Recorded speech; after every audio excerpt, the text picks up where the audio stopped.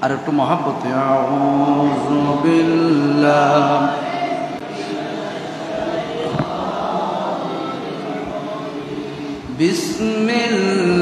বিসমিল্লাহির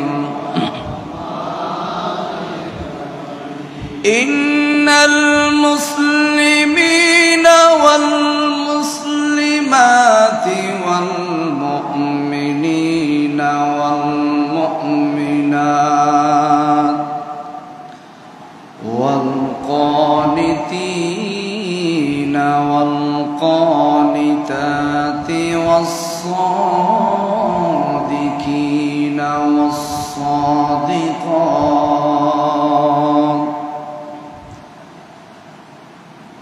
সাদাকাল্লাহুল আযীম ওয়া সাদাকা রাসূলুহুন নাবিয়ুল হাবিবুল কারীম রব্বি সাল্লি ওয়া সাল্লিম ওয়া বারিক আলাইহি দো জাহানে কি যে হবে আমার পরিচয় প্রিয় নবীর গোলাম ছাড়া অন্য কিছুই নয় প্রিয় নবীর গোলাম ছাড়া একটু সবাই বলেন না দো জাহানে কি যে হবে আমার পরিচয় প্রিয় নবীর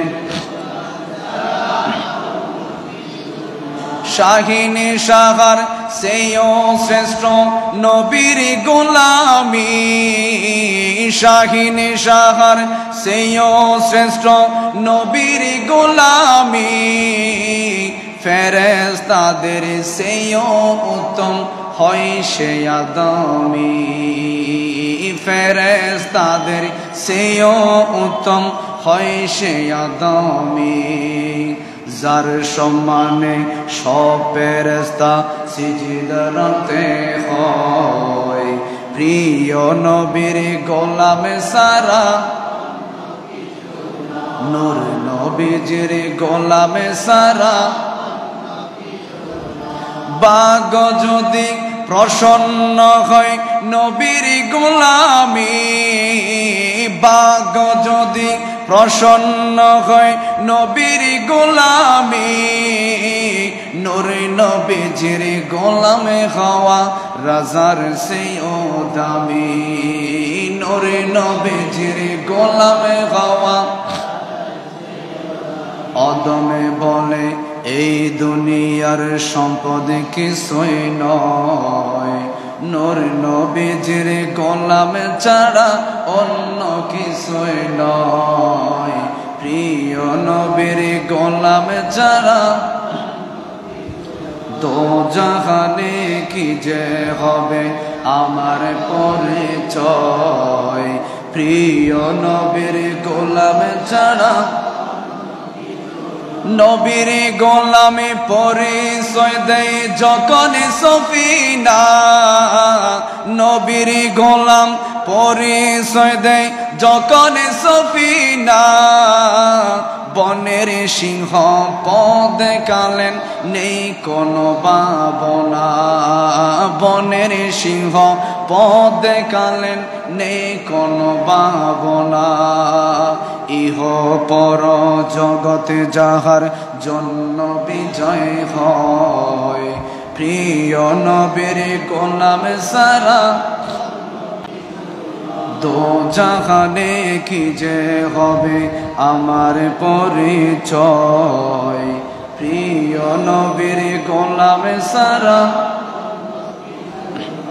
উপস্থিত সম্মানিত মুসল্লি কেরাম এবং মাইকের আওয়াজ যতটুকু যাচ্ছেন আমার মা ও বোনেরা রহমানি ওয়া রাহমাকুমুল্লাহ তাআলা আসসালামু আলাইকুম ওয়া রাহমাতুল্লাহি তাআলা ওয়া বারাকাতুহু মহান রব্বুল আলামিনের দরবারে লক্ষ কোটি শুকরিয়া জ্ঞাপন করতেছি যে রব্বুল আলামিন আমাদেরকে আজান দেওয়ার সাথে সাথে মসজিদের মধ্যে আসার জন্য বসার জন্য তৌফিক দান করেছেন শুকরিয়া একবার বলে আলহামদুলিল্লাহ সাথে সাথে সরকারে দো আলম নূরে মুজাসসম রহমতুল্লিল আলামিন হায়াতুন নবী জিন্দা নবীর নুরানি সোনালী সবচেয়ে গম্বুজের মধ্যে হাজার কোটি দরুদুস সালামের হাদিয়া প্রেরণ করতেছি, যেই নবীর উম্মত হওয়ার কারণে আমাদের দাম কম না বেশি? আরো জোরে বলেন না, কম না বেশি? এই জন্য ওই নবীর দরবারে কোটি শুকরিয়া জ্ঞাপন করতেছে। আমার নবী জানিয়ে দিয়েছেন আপনারা যে আগে এসেছেন, আমার নবী বলেন যারা মসজিদে আগে এসেছেন, যারা মসজিদের মধ্যে আগে আসবে পরে যাবে, লাস্ট মোনাজাত করে যাবে। কারণ আমার নবী বলে দিয়েছেন মোনাজাতটাই হলো দোয়া, আর দোয়া মুখুল ইবাদত। দোয়া হচ্ছে ইবাদতের নির্যাস, মগজ। দোয়া করে মোনাজাত করে যখন যাবেন, বুখারী মুসলিমের রাওয়ায়াত, আমরা যখন মসজিদে কদম বাই কদম পা দিয়ে মসজিদের মধ্যে প্রবেশ করি, আগে এসে যখন আগে সামনের কাতারে যখন আপনি বসবেন, আমার নবী বলেন ওই যে হাদিসে মুবারাকায় জানিয়ে দেওয়া হয়েছে একজন ফেরেশতা মসজিদে ঢুকার সময় গুনাহগুলো থলে থেকে আপনার মাথা থেকে নিয়ে থলের মধ্যে রাখেন। আর একজন ফেরেশতা ঢুকেন, ওই ফেরেশতা প্রবেশ করে জান্নাতের টিকিট গুলা ডান দিক থেকে দেওয়া শুরু করেন। সুবহানাল্লাহ বলেন। ডান দিক থেকে দেওয়া শুরু করে, এইভাবে দিতে দিতে দিতে দিতে দিতে দিতে সবাইকে জান্নাতের সার্টিফিকেট দিবেন। এর জন্য আমার নবী জানিয়ে দিয়েছেন পুরো সপ্তাহে যা গুনাহ করেছো, শুক্রবার মসজিদের মধ্যে প্রবেশ করার সাথে সাথে পুরো সপ্তাহের ছোট ছোট গুনাহগুলো আল্লাহ মাফ করে দিবেন। সুবহানাল্লাহ। এই জন্য আপনাকে আমাকে কি করতে হবে? মসজিদে আগে আসতে হবে, পরে যেতে হবে। যখন আপনি পরে যাবেন তখন ওই ফেরেশতা তৈলে যে গুনাহগুলো নিয়ে রেখে দিয়েছেন এগুলার আপনাকে রিপিট ফেরত দিবেন। আল্লাহ বলেন আমার তো একটু লজ্জা শরম আছে, আমার তো শরম লাগতেছে, আমার এই বান্দাদেরকে যে গুনাহগুলো দিয়ে ফেলবি। আমি না রহমান, আমি না কালামুল্লাহ শরীফের মধ্যে সূরা রহমান নাযিল করলাম, আমি তো কোরআনের মধ্যে অসংখ্য জায়গার মধ্যে আমার সিফত বর্ণনা করলাম, আমি তো কালামুল্লাহ শরীফের মধ্যে নিজেকে রহমান বললাম। আমি যে রহমান এটা যদি প্রমাণ করতে হয় ওই বান্দার গুনাহগুলো তুমি আর ফেরত দিবে না। সুবহানাল্লাহ। এজন্য আমরা বড় ভাগ্যবান, ইমামুল মুরসালিনের উম্মত হতে পেরেছি, যে নবীর উম্মত হওয়ার জন্য সকল নবীরা পর্যন্ত ফরিয়াদ করেছেন। এজন্য পবিত্র কালামুল্লাহ শরীফের মধ্যে একখানা আয়াতে কারিমা আপনাদের জানিয়ে দিয়েছেন। সূরা আহজাব 22 নম্বর পারার 33 নম্বর সূরার 35 নম্বর আয়াতের মধ্যে রব্বুল আলামিন জানিয়ে দিয়েছেন শুধু ছেলেদের ব্যাপারে নাজিল করা হয়েছে, শুধু ছেলেদেরকে বেশি গুরুত্ব দেওয়া হয়েছে। ইয়া রাসূলুল্লাহ, আমরা মহিলাদের ব্যাপারে কোরআনের মধ্যে তেমন কোনো আয়াত এরকম আমাদের চোখে পড়ে না। এই কথা রাসূলের দরবারের মধ্যে রাসূলের স্ত্রী অভিযোগ দিয়েছেন, এটাও শুনেছেন কে? আরো জোরে বলেন না। উনি বলেন ইয়া রাসূলুল্লাহ, সব আয়াতগুলা শুধু ছেলেদের ব্যাপারে কোরআনের মধ্যে নাজিল করা হয়েছে। ইয়া রাসূলুল্লাহ, আমরা মহিলারা কি দোষ করলাম? নবীজি আমাদের ব্যাপারে কোরআনের মধ্যে তো কোনো সূরা নাই। আল্লাহ কত সুন্দর করে ঈমানদারের জন্য কোরআনের মধ্যে সূরা নাজিল করেছেন। আবার ছেলেদের ব্যাপারে বলা হয়েছে কাদ আফলাহাল মুমিনুনাল্লাযীনা হুম ফি সালাতিহিম খাশিউন। কাদ আফলাহাল মুমিনুন। ইয়া রাসূলুল্লাহ, মুমিনদের ব্যাপারে বলা হয়েছে, কিন্তু আমরা মেয়েদের ব্যাপারে বলা হয় নাই। এই অভিযোগ যখন নবীজির দরবারের মধ্যে দেওয়া হলো, আরশ আজিম থেকে জিবরাইলের মারফতে এই কোরআনের আয়াতটা নাযিল করলেন, যেই সূরাটা পবিত্র কালামুল্লাহ শরীফের 22 নম্বর পারার 33 নম্বর সূরার 35 নম্বর আয়াতের মধ্যে রব্বুল আলামিন জানিয়ে দিয়েছেন ইন্নাল মুসলিমিনা ওয়াল মুসলিমাতি ওয়াল মুমিনিনা ওয়াল মুমিনাত ওয়াল কানিতিনা ওয়াল কানিতাত। আল্লাহ রাব্বুল আলামিন বলেন নিশ্চয় ইন্নাল মুসলিমিনা ওয়াল মুসলিমাত, ওই সমস্ত মুসলমান নর এবং নারী। মুসলমান কাদেরকে বলা হয়? মুসলমান তাদেরকে বলা হয় যারা আত্মসমর্পণ করবেন, একজনের কাছে সারেন্ডার করবেন। তিনি কে? আরো জোরে বলেন না। মুসলমানরা কোনো দেবদেবীর পূজা করতে পারে না, মুসলমানরা কোনো গাছের পূজা বাঁশের পূজা করতে পারে না। একজন রব রয়েছেন, বলেন তিনি কে? এজন্য আল্লাহ প্রথমেই বলে দিয়েছেন ইন্নাল মুসলিমিনা ওয়াল মুসলিমাত, মুসলমান নর এবং নারী, আত্মসমর্পণকারী নর এবং নারী। আত্মসমর্পণের লিস্টের মধ্যে তাফসীরের মধ্যে যখন আপনি যাবেন, আত্মসমর্পণ তখনই হবে আপনাকে মামলা দেওয়া হয়েছে, পুলিশের ভয়ে আপনি রাস্তায় বের হন না, কিন্তু ওই রব যিনি জীবন দেওয়ার মালিক আল্লাহ বলেন, মুসলমান যদি হতে চাও, ইমানদার যদি হতে চাও, আজান কানের মধ্যে যাওয়ার সাথে সাথে ব্যবসা বন্ধ করে দাও, কাজ বন্ধ করে দাও, পরিবারকে সময় দেওয়া বন্ধ করে দাও। আত্মসমর্পণ দুনিয়ার কারো কাছে হবে না, একজনের কাছে আত্মসমর্পণ হবে, বলেন তিনি কে? এজন্য আল্লাহ বলেন মুসলিম কাদেরকে বলা হয়? যারা আত্মসমর্পণ দুনিয়ার কারো কাছে করে না, একজনের কাছে করে, বলেন তিনি কে? প্রথম নম্বর আল্লাহ বলে আত্মসমর্পণকারী ওই সমস্ত পুরুষ, ওই সমস্ত মহিলা। এরপর রব্বুল আলামিন বলেন ওয়াল মুমিনিনা ওয়াল মুমিনাত, মুমিন মুত্তাকি ওই সমস্ত পুরুষ, আবার মুমিন মুত্তাকি ওই সমস্ত মহিলা। এরপর রব্বুল আলামিন জানিয়ে দিয়েছেন ওয়াস-সাদিকিনা ওয়াস-সাদিকাত, যারা মেয়েরা, যারা সাদিকা সাদিকাত যারা বলেছেন, উদ্দি হতাহত দুন হতানো হই আল্লাহুম্মা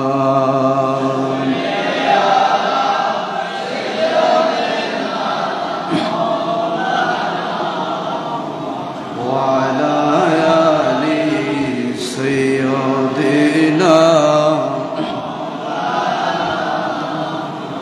अर्श हक है मसनदे रिफात रसूलुल्लाह की देखनी है हश्र में इज्जत रसूलुल्लाह की। अल्लाह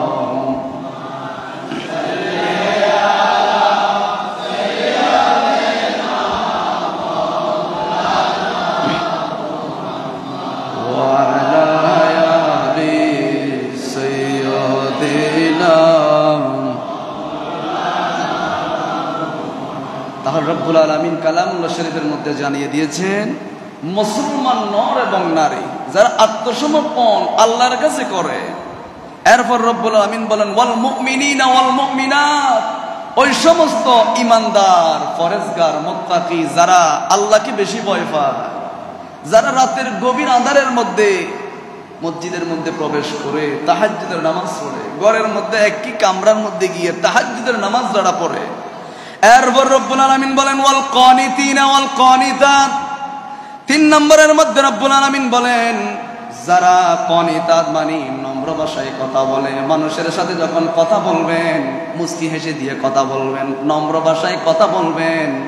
এই যে হাসি দিয়েছেন এটাও সদকার সওয়াব যিনি দিবেন, বলেন তিনি কে? ওয়াল কানিতিনা ওয়াল কানিতাত। দেখেন ইসলাম কি সুন্দর, মানুষের সাথে কঠোর ভাষায় কথা বলা যাবে না, নম্র ভাষায় ভদ্র ভাষায় হাসি মুখে কথা বলেন। আমার নবীজির দরবারের মধ্যে ইয়েমেন দেশ থেকে কতগুলা মানুষ আসলেন রহমতুল লিল আলামিনের দরবারে।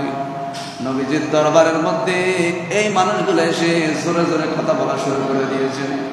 খলিফাতুল মুসলিমিন সাইয়েদনা ফারুক আযম দাঁড়িয়ে গেলেন আর বললেন নবীজি অনুমতি দেন। তারা কি এই আয়াত শুনে নাই? তারা কি এই আয়াত পড়ে নাই? আমার নবীর দরবারের মধ্যে উঁচু গলায় কথা বলা যাবে না, নবীর কথার উপর কথাও বলা যাবে না। যদি তারা কথা বলে, এই কথা যদি নবীর আওয়াজের চাইতে উঁচু হয়ে যায়, নবীর কথার চাইতে যদি বড় হয়ে যায়, রব্বুল আলামিন তাদের সমস্ত ইবাদত বরবাদ করে দিবেন, ঠিক কিনা বলে?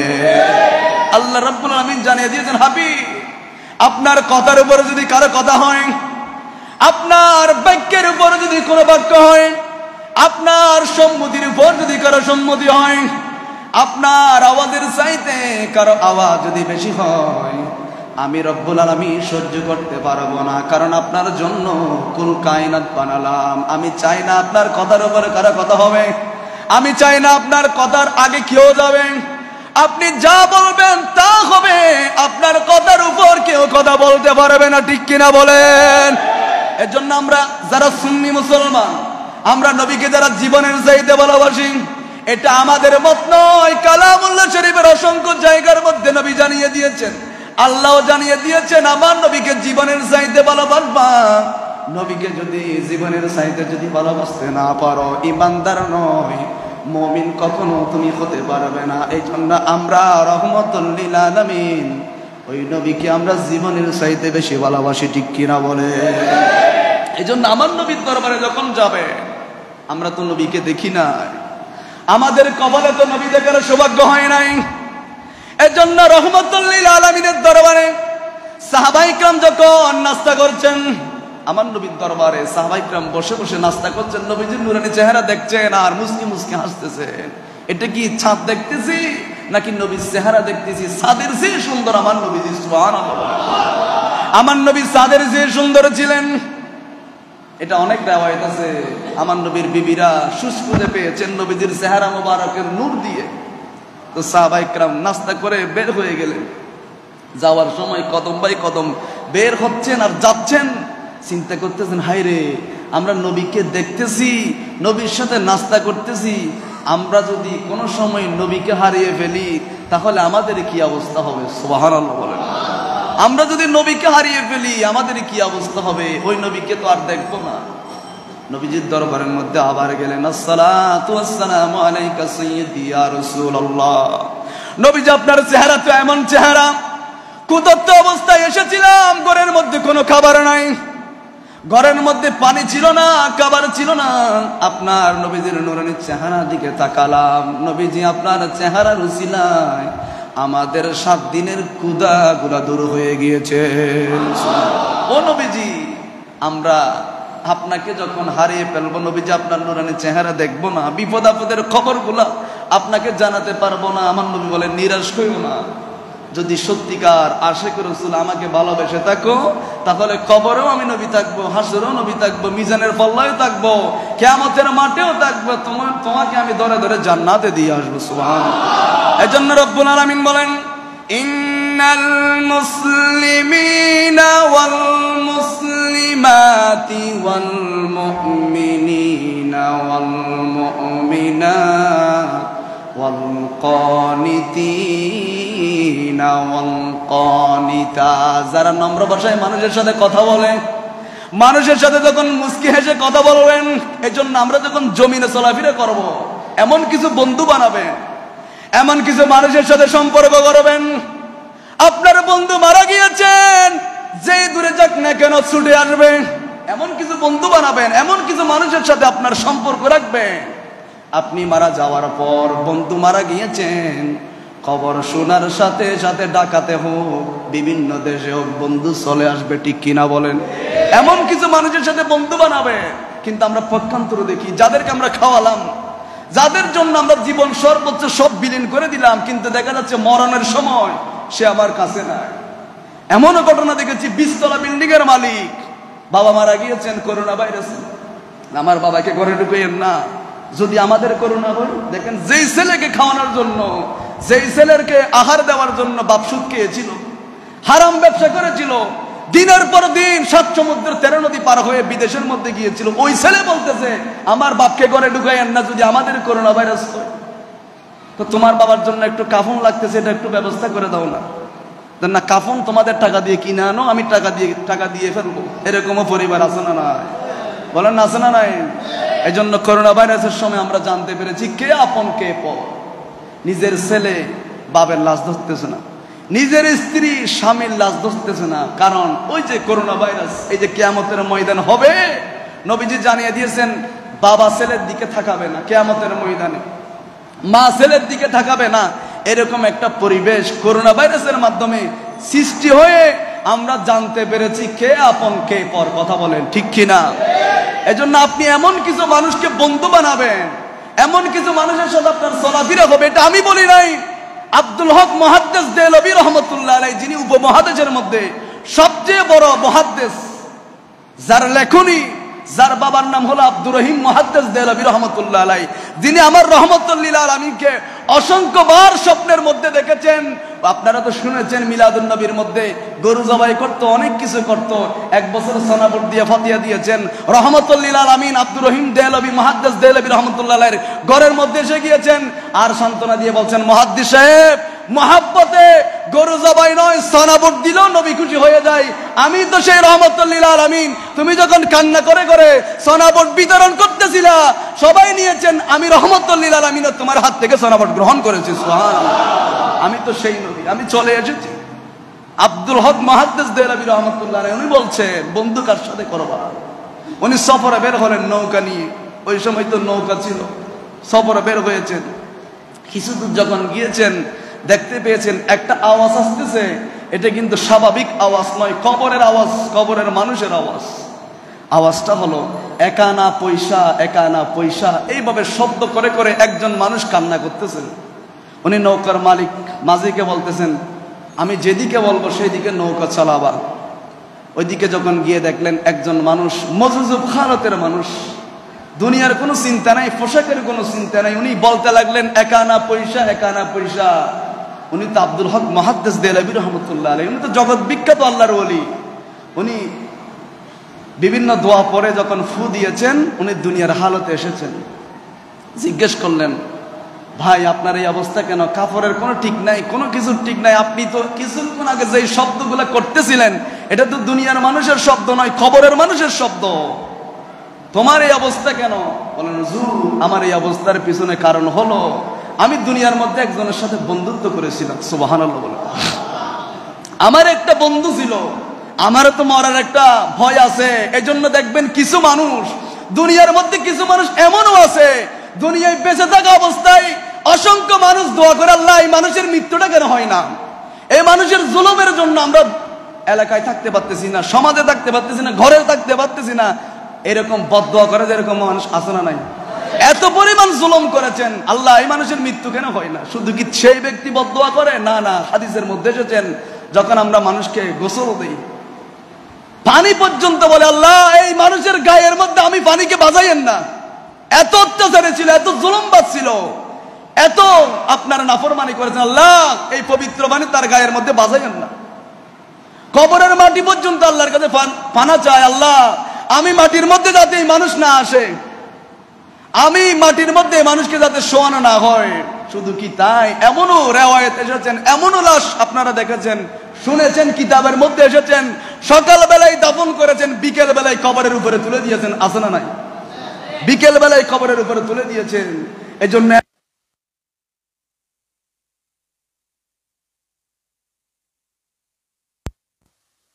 মারা যাওয়ার সাথে সাথে যত দূর হোক না কেন, কারণ মৃত্যু যখন হবে আপনার বিল্ডিং আর কোনো কাজে আসবে না, আপনার স্ত্রী, আপনার পুত্র তখন কাজে আসবে।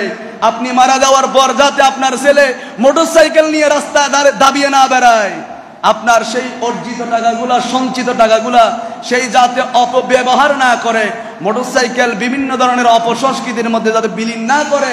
এজন্য আমার নবী বলেন, নেককার সন্তান যদি রেখে যেতে পারো, ওই সন্তান তুমি মারা গিয়েছো, কাফন দাফনের ব্যবস্থা করবে, জিয়াফতের ব্যবস্থা করবে, মেজবানির ব্যবস্থা করবে। অনেকে তো মেজবানিকে বলে এগুলো বেদাত জিনিস, এরকম বলা আছে না? বুখারী মুসলিমের হাদিস, আমার নবীর দরবারে সাহাবায়ে কেরাম আসলেন, ইয়া রাসূলুল্লাহ বলেন না পৃথিবীর মধ্যে সবচেয়ে দামি জিনিস কোনটি? আমার নবী বলেন, আতিম্মা তুআমুকা, মানুষকে বেশি বেশি খাবার খাওয়াও, বেশি বেশি খাবার খাওয়াও।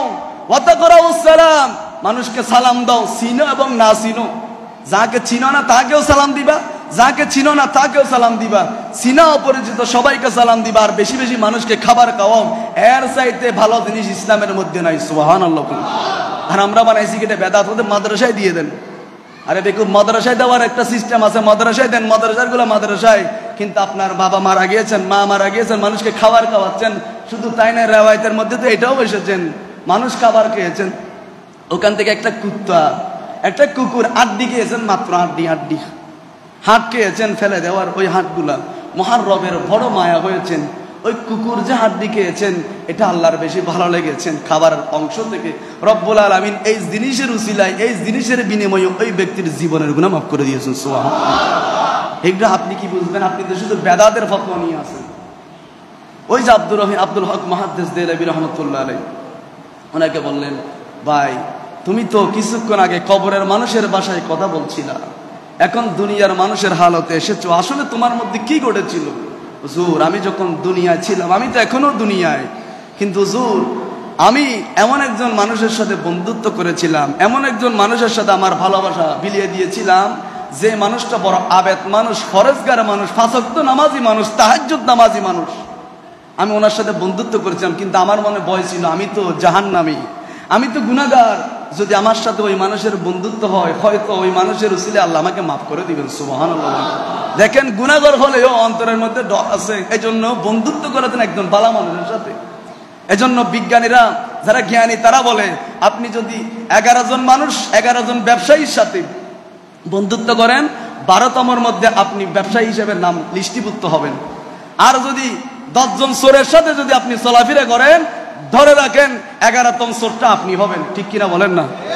এজন্য সঙ্গ যদি ভালো হয়, দেখবেন আপনার চরিত্র ভালো হয়ে যাবে, আপনার উঠো বসাও ভালো হয়ে যাবে। আল্লাহুম্মা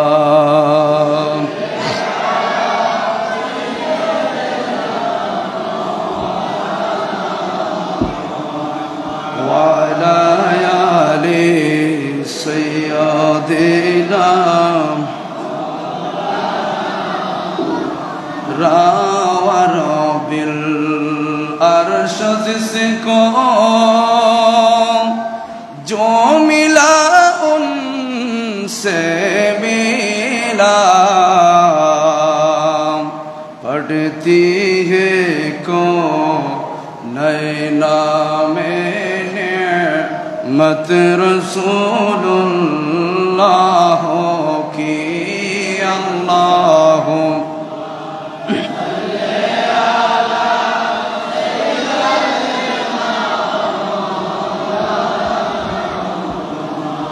वाला आले सय्यदिना।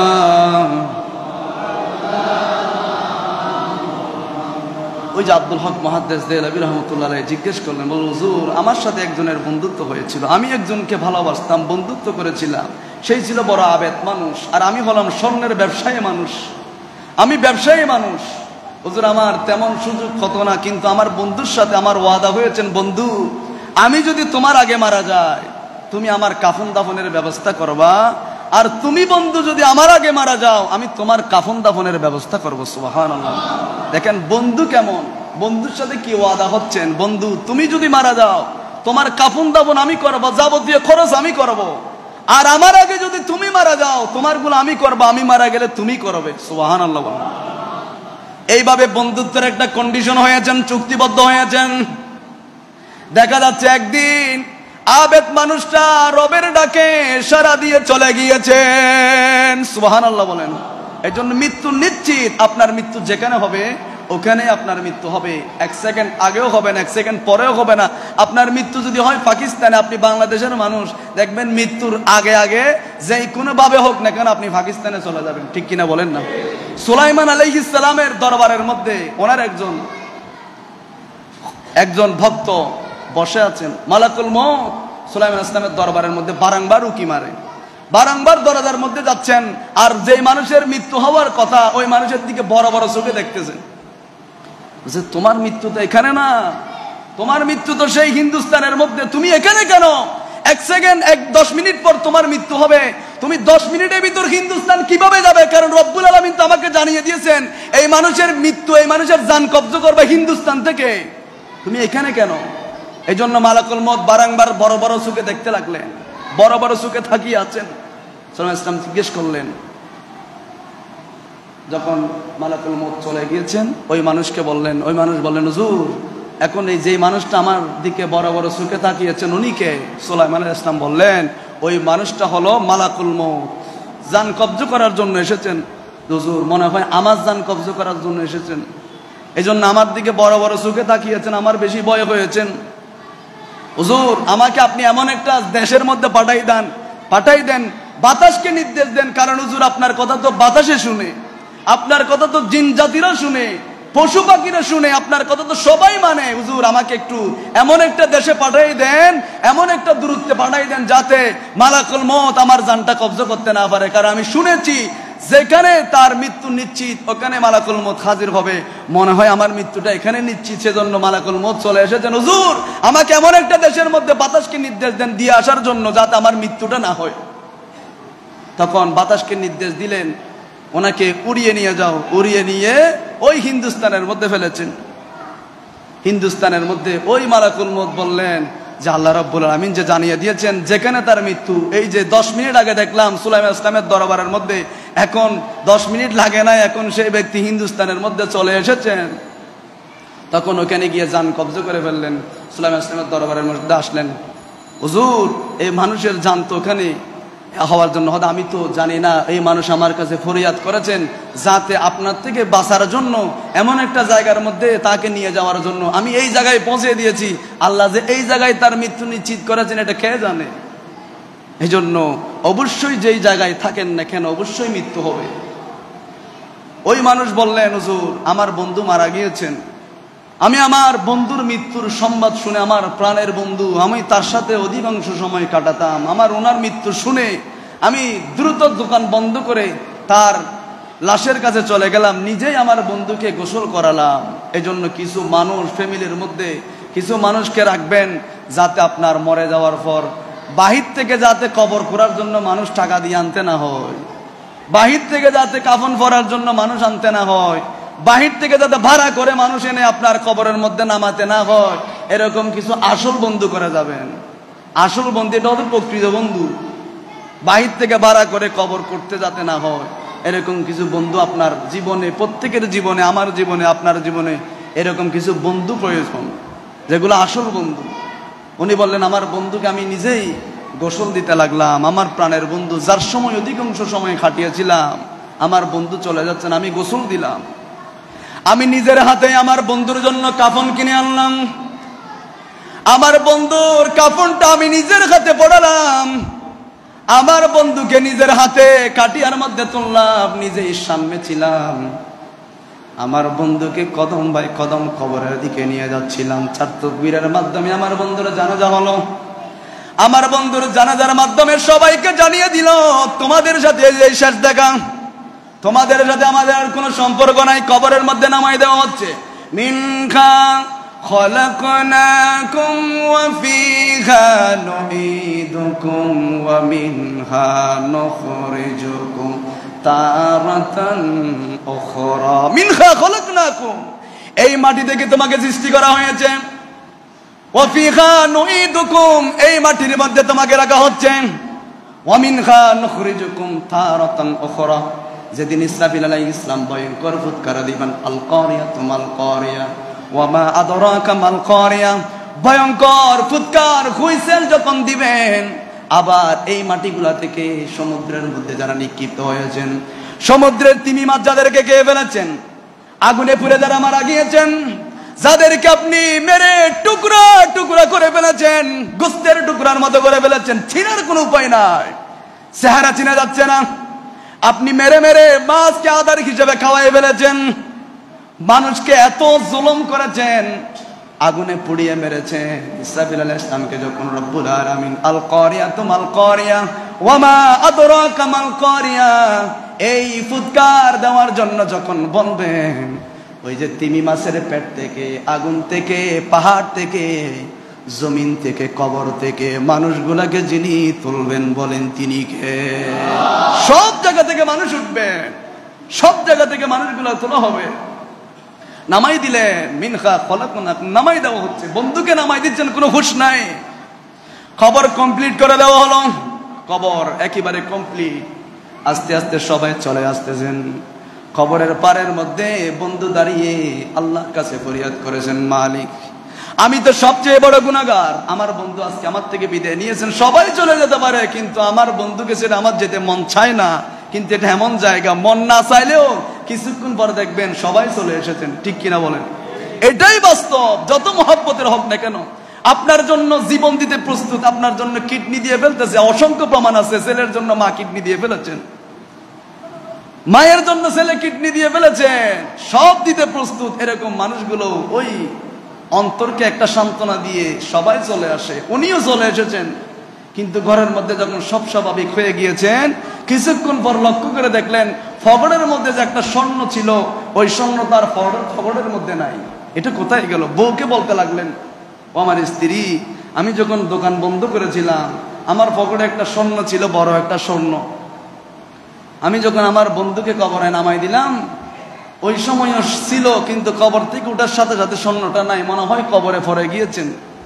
স্ত্রী বলতেছেন, অবু এত বড় স্বর্ণ আপনি কবরে রেখে আসবেন? আপনি কবরে রেখে আসতে পারবেন না, কবর করে নিয়ে আসতে হবে। তো বন্ধু বললেন, না আমি এত বড় বেয়াফা নই, আমার বন্ধুর জন্য হয়তো নাহলে একটা স্বর্ণ গেছে আর কি, আমি স্বর্ণ নিতে পারবো না। বউ বলতে লাগলেন, যদি স্বর্ণ না আনেন ঘরের মধ্যে ঢুকতে দেওয়া হবে না। এটা কে লিখতেছেন? আব্দুল হক মুহাদ্দিসে দেহলভী রহমতুল্লাহ আলাইহি। আমাদের মতো ফাড়া ছাড়া মানুষে লিখে নাই।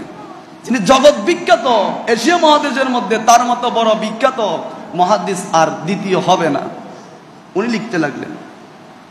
বউকে যখন বললেন, না এটা ছাড়া আপনি ঘরে ঢুকতে পারবেন না, এখন কি করবেন? দিনের বেলায় যদি যায় তাহলে মানুষ বলবে তোর মতো বেয়াফা, তোর মতো নিমুখ খারাপ, তুই বন্ধুর খবর করতে লাগলে একটা স্বর্ণের জন্য, মানুষ তো তাকে খারাপ বলবে, সেজন্য দিনের বেলায় যায় নাই। রাতের বেলায় গভীর রাত যখন হয়েছে, আস্তে আস্তে আস্তে আস্তে হেঁটে হেঁটে বন্ধুর কবরের মধ্যে গেলেন। বন্ধুর কবর করতে লাগলেন স্বর্ণটা নেওয়ার জন্য। করতে করতে করতে করতে যখন সামান্যতম ছিদ্র হয়ে গিয়েছে, দেখতে পাচ্ছে বন্ধুর কবর থেকে নূর বের হচ্ছে। সুবহানাল্লাহ, নূর বের হচ্ছে বন্ধুর কবর থেকে। ওই যে স্বর্ণটা নেওয়া যাচ্ছে না, আরেকটু করলেন, স্বর্ণ জিগমিগ জিগমিগ করতেছে। আরেকটু করলেন, যখন আরেকটু করলেন, আল্লাহর কুদরতি ভাবে সেই কবরের মধ্যে পড়ে গিয়েছেন। সুবহানাল্লাহ, কবরে পড়ে গিয়েছেন। জীবিত পড়েছেন না মৃত পড়েছেন? অন্য আরো বড় করে বলুন, জীবিত পড়ে গিয়েছেন কবরে। কিন্তু লক্ষ্য করে দেখলেন বন্ধু তো কবরের মধ্যে নাই। যে বন্ধুকে দুপুর বেলায় আমি নিজেই কবর দিলাম, যাকে কবরের মধ্যে আমি নিজেই রাখলাম, ওই বন্ধু তো কবরের মধ্যে নাই। স্বর্ণটা আগে পকেটে নিলেন, নাহলে তো ঘরের মধ্যে বউ ঢুকাবে না। স্বর্ণটা আগে পকেটে নিলেন, নেওয়ার পর এখন বন্ধুকে খুঁজতেছেন, বন্ধু নাই। মাথা উপরে করে দেখতেছে কবরও আবার কমপ্লিট হয়ে গিয়েছেন, উঠার জায়গা নাই। হাই রে, আমি তো জীবিত কবরের ভিতর, আমার কি অবস্থা হবে? এবার চোখটা উপরের দিকে দেখলেন, ডানে দেখলেন, বামে দেখলেন, সামনে দেখলেন, পিছনে দেখতে লাগলেন। আমরা যে হাদিসের মধ্যে বলি, ইমানদার যদি হন কবরটার 3.5 হাত থাকবে না, ওই কবরটা চোখের ফলক যতটুকু যায় প্রশস্ত হয়ে যাবে।